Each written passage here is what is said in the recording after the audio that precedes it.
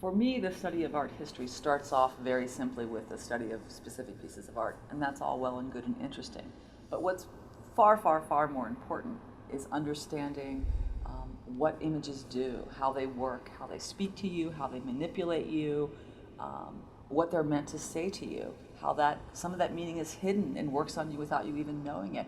I think that's especially vital for girls to understand because there's so much imagery focused on girls, about girls, of girls, pushed at girls. And for me, it's not about rejecting that imagery, it's about learning how to question it and how to challenge it. Ellis is fabulously strong in the liberal arts, and I think that's for a couple of reasons. Because we do give girls tools and information that they use across all disciplines. So they come to me in the 10th grade and they learn about Western philosophy. They learn about the empiricism or the rationalism of the Baroque period. Well, they go off to English classes and history classes in the 10th and 11th grade, and those ideas come back to them. And that faculty always comes to me and says, I'm so glad they had an introduction with you about those ideas because it comes up in class and I know they're rooted in something.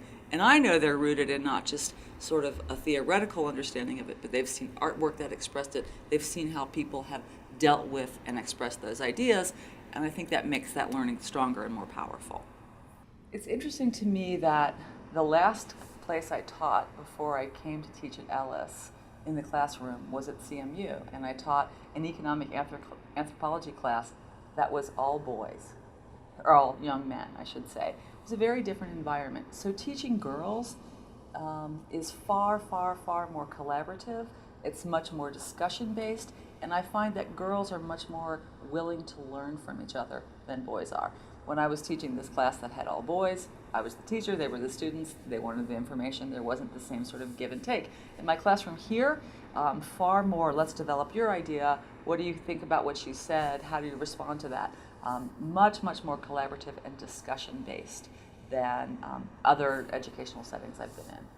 When we talk about Baroque art, we do this project that's a comparison between techniques in Baroque painting and techniques used by contemporary advertisers, because there's so much commonality between that. Girls learn that, oh, my interest in art history could take me into understanding design, but they also learn that there are techniques that painters have used for years to manipulate and motivate people, and fashion photographers use them now. And it's plain when you look. You can see that. They love that project.